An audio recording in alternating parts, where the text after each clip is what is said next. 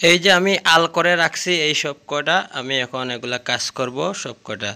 Hello বন্ধুরা, আসসালামু আলাইকুম। কেমন আছেন সবাই? আশা করি প্রত্যেকে ভালো আছেন। আজকে আমি দেখাবো স্প্যান্ডল মোল্ডার দিয়ারি, যেটা আমি নিজের হাতে বানায় এনেছি। স্প্যান্ডল মোল্ডার বানানো যায় সহজভাবে, সেজন্য আমি আর কিনি নাই, সেটা আমি আমার নিজে প্রস্তুত করছি।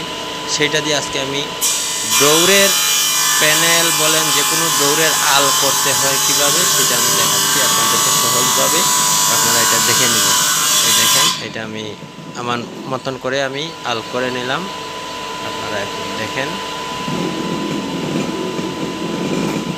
তো এখানে আল করতে আর একটা কিন্তু জিনিস খেয়াল রাখতে হবে, আপনার হাতটা কিন্তু সাবধানতা অবলম্বন করতে হবে, কারণ সাবধানতা ছাড়া কাজ করাটাও হচ্ছে গিয়ে একটা ব্যাককলের মতন কাজ হয়ে যাবে। সবসময় নিজের থেকে সাবধান থাকাটা ভালো, সেই জন্য আপনারা সাবধান থাকবেন। এই দেখেন, আমি একটা ডাইস আমার ছিল যে আমার কতটুক ছিদ্র হবে, সেই ছিদ্রর একটা এই যে চওড়ার একটা সাইজ সবসময় থাকা ভালো। 300টা হলে 300টা সাইজের একটা থাকবে, 400টা হলে 400টা সাইজের একটা থাকবে, এটাই হলো গিয়ে দরকার। এখন আমি যে এক সাইড যে র্যাক দিলাম, র্যাক দিয়ে আমি দেখতেছি আমার এটার সাথে অ্যাকুরেট মিলমিশ আছে কি নাই। যদি থাকে তাহলে তো অবশ্যই ঠিক আছে। এখন আমার এটার এই যে বাইরের সাইড, এই সাইডের সাথে আমার মিলমিশ আছে, মধ্যখানের আলেস বাজুটা মিল আছে। আমি আপনাদেরকে একটু দেখাই, তাহলে মনে হয় আপনারা বুঝতে পারবেন বিষয়টা। এই যে দেখেন, এই যে প্যানেল দরজার আলগুলো আর কি, এই যে দাঁতগুলা দেখতেছেন, এখানে কিন্তু আমি দাঁত কিন্তু মডিফাই করে নিছি।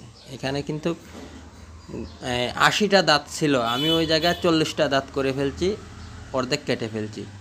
আর এটা হচ্ছে গিয়ে মোটর, এটা যে আমি বলছিলাম বানাইছি, দেখছেন এই যে এটা আমার ম্যানুয়ালি বানানো। আর এই হচ্ছে গিয়ে মনে করেন যে আপনার যতটুকু ছিদ্র হবে সেই ছিদ্রর অনুযায়ী একটা ডাইস থাকাটা দরকার। তাহলে গিয়ে এখানে যে সময় আপনি আল পোষ দিবেন, তখন এটার তালুতে ধরলে তখন বুঝতে পারবেন যে এটা কিভাবে হয়।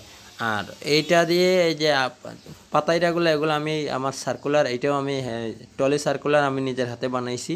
এটা দিয়ে আমি টলি সার্কুলার দিয়ে এগুলো কাটবো। আর আপনারা পারলে আপনাদের হাত করার দিয়েও কাটতে পারেন, কোনো অসুবিধা নেই, এইটাতে কোনো অসুবিধা নাই। আসল হচ্ছে গিয়ে এই ফাড়াই করাটাই হচ্ছে গিয়ে সবচেয়ে গুরুত্বপূর্ণ।